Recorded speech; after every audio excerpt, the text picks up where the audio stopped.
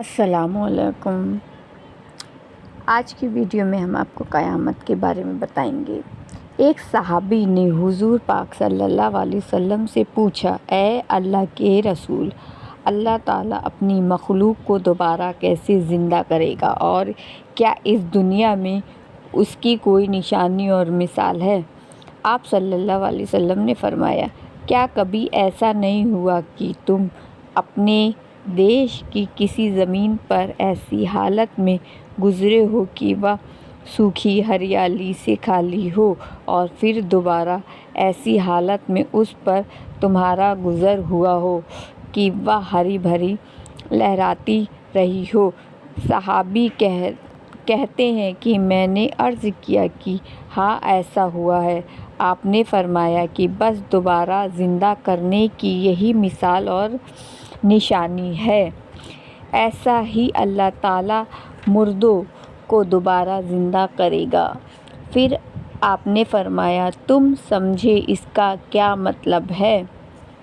صحابہ نے عرض کیا، اللہ اور اس کے رسول زیادہ جاننے والے ہیں۔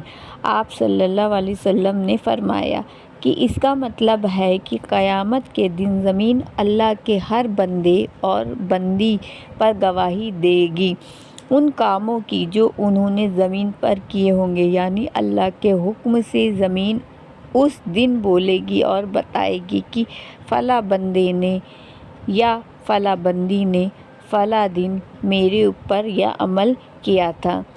آپ نے قیامت کا ذکر کرتے ہوئے فرمایا کہ اللہ تعالیٰ قیامت کے دن بندے سے فرمائے گا کہ آج تو خود ہی اپنے اوپر گواہ ہے اور میرے لکھنے والے فرشتے بھی موجود ہیں اور بس یہی گواہی کافی ہے۔ پھر ایسا ہوگا کہ اللہ کے حکم سے بندے کے منہ پر مہر لگ جائے گی اور زبان سے کچھ نہ بول سکے گا اور اس کے پورے انگ، ہاتھ، پاؤں آدی کو حکم ہوگا کہ تم بولو۔ پھر وہ اس کے کاموں کا سارا حال سنائیں گے۔ ایک شخص نے رسول پاک صلی اللہ علیہ وسلم کی خدمت میں حاضر ہوئے اور ان سے عرض کیا، اے اللہ کے رسول، میرے پاس کچھ غلام ہیں جو کبھی کبھی شرارتیں کرتے ہیں، کبھی مجھ سے جھوٹ بولتے ہیں، کبھی بے ایمانی کرتے ہیں اور میں ان باتوں پر کبھی ان پر غصہ ہوتا ہوں، بھولا بھرا کہتا ہوں اور کبھی مار بھی دیتا ہوں، تو قیامت میں ان کا کیا انجام ہوگا؟ آپ نے فرمایا، اللہ تعالیٰ قیامت میں ٹھیک ٹھیک انصاف کرے گا۔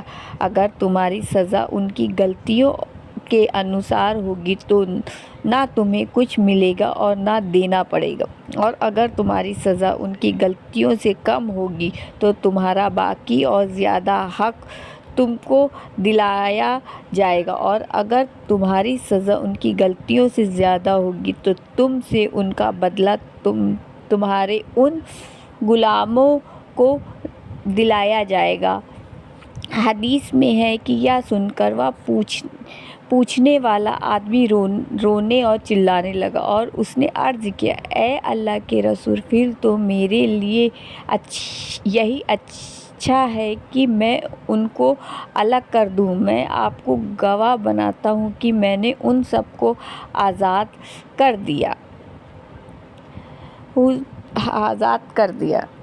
اللہ فرماتے ہیں، ہم قیامت کے دن انصاف کا ترازو لٹکائیں گے اور کسی کے ساتھ وہ کوئی ناانصافی نہ ہوگی، اور اگر کسی کا کوئی عمل یا حق رائی کے دانے کے برابر بھی ہوگا تو ہم اس کو حاضر کریں گے اور ہم حساب لینے والے کافی ہیں۔